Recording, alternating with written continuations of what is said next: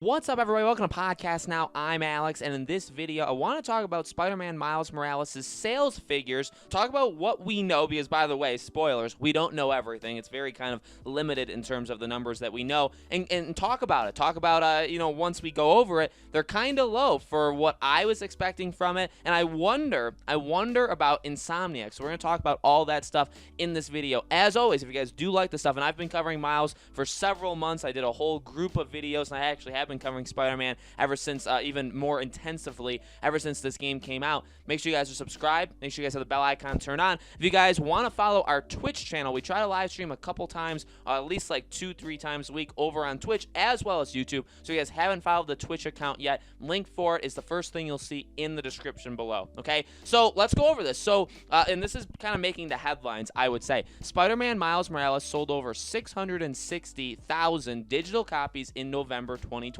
And then this is coming, obviously, from PlayStation Universe. Call of Duty Black Ops Cold War dominates with 5.7 million. So Call of Duty, yet again, best-selling game of 2020. They've been the best-selling game like every single year they come out. So the Insomniac Games developed Spider-Man Miles Morales managed to shift 663,000 digital copies across PS5 and PS4 in November, making it one of the best-selling exclusive titles during that month, SuperData has revealed. However, the figure is considerably lower than 2018's Marvel Spider-Man on PS4, which moved a massive 2.2 million digital copies during its launch period. The game was recently remastered on PS4 and PS5. It's worth noting, this is important too, by the way, it's worth noting that Spider-Man Miles Morales did manage to top the digital performance of Uncharted Lost Legacy, or The Lost Legacy, during its 2017 launch. So here's the deal. SuperData, I don't know, like, obviously people are going by this. I've seen this article in a couple different places. I don't know, and this is only digital. That's the thing to remember. It's only digital. It's not physical. You know, the NPD, things that come out every single month, you actually have to pay for them. There are, like, industry insiders that like analyze it for a living, so they do pay for it. They sometimes in a way like leak it out, so we do sometimes see like actual sales figures. There are, I think, like free sales figures, but they don't show you everything. You do have to pay like for the full extensive report, which maybe one day, depending on its price, maybe one day I'll do it, because I love talking about these things. I love looking at sales. So my point is, we don't know physical. I think this is worldwide, but it doesn't have to be, because sometimes you see reports for the sales in the UK. Sometimes UK sales are very precise and we get the number, but then we don't always get the US ones. So,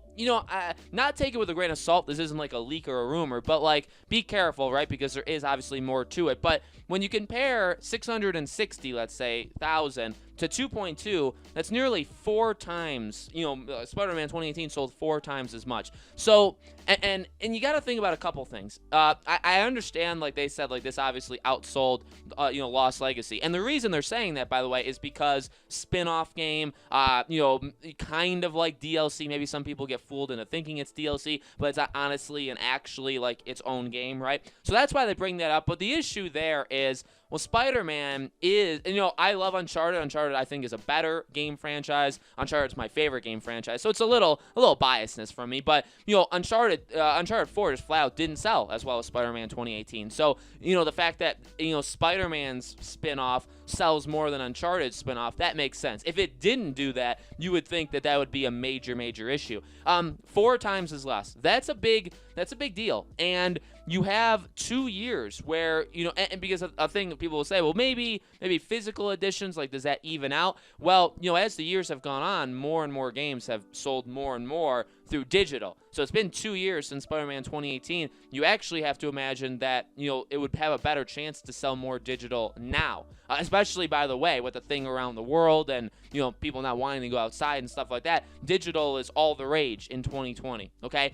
And also, it's on PS4 and PS5. That's kind of the most, not alarming, but that's kind of the weirdest thing, is like you have your 120 million PS4 owners, which obviously, okay, they're not all getting it. In fact, a very small percentage of them even do get it. But then you have the PS5, and you got to imagine, and we've probably all seen polls online, stuff like that, right? When it's like, when we're getting the PS5, what's the game that we're buying? I mean, for me, it was a couple of games. I got Sackboy, I got Demon Souls, I got this, Spider-Man, I got a few others, but I would say the two big ones were Miles and were Demon Souls. Those were my two big games that I wanted for next gen. And you have to imagine people that got the PS5 would probably, I mean, you know what I mean? Like, Demon Souls is very niche. Like, not everybody's going to get Demon Souls. Now, I guess not everybody's going to get Miles either, but you'd probably expect that to appeal to, like, a broader range of people, right?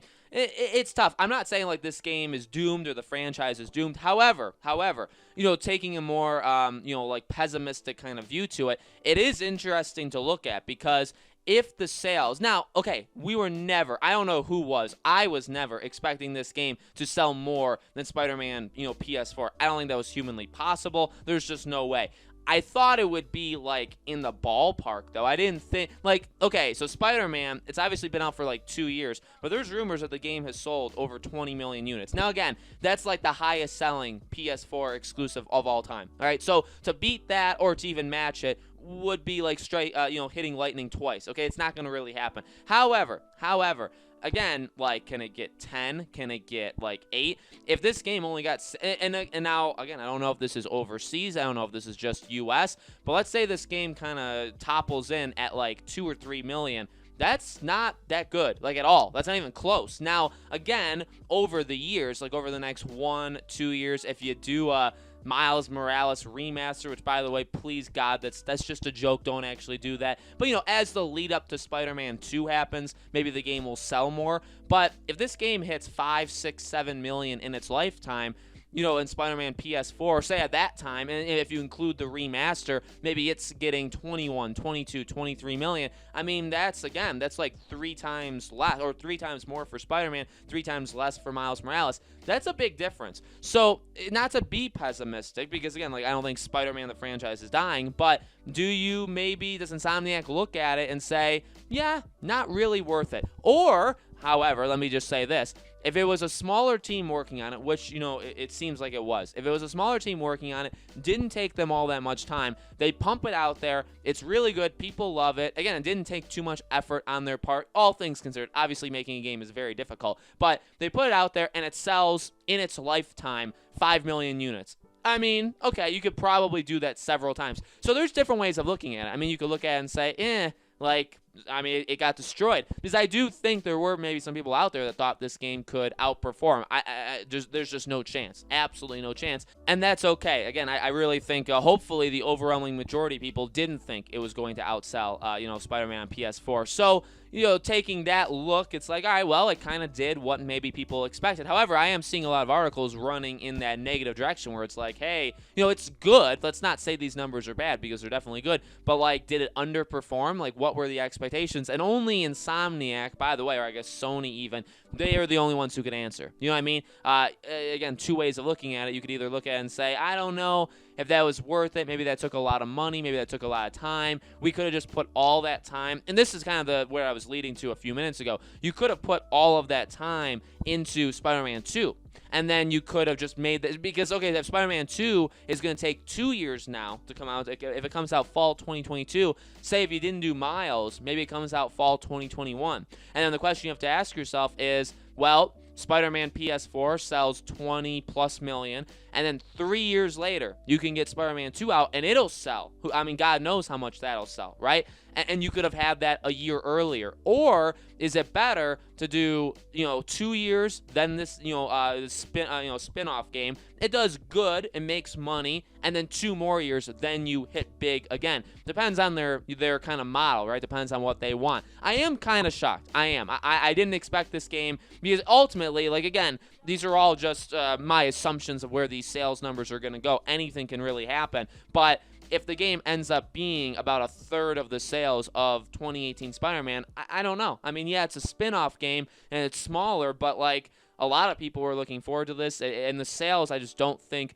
really, especially, by the way, what they put into this game, you would have thought that this game, and this is not an insult to it, by the way, because I know there's a lot of diehard Spider-Man fans, you would have thought, though, Sony, Insomniac, some of the fans, you would have thought this was the second coming of Jesus, okay? Let's be honest here. They were pushing everything. They were putting everything they have into this game. And for it to do good, and I'm sure, by the way, it probably sold the most out of all of the PlayStation 5 exclusives, like Demon Souls, Godfall, stuff like that. It obviously outsold all of them, but to put everything you got towards it, and then for it to do this, you know, again, that's that you have to kind of weigh that. So let me know in the comments below, guys, what do you think? Do you think that this game underperformed to them? Do you think that, you know, kind of came in right around where maybe you would think it is for being kind of a spin-off game? Let me know. Again, I mean no disrespect. This is not attacking. I mean, I love Miles Morales. I love Spider-Man.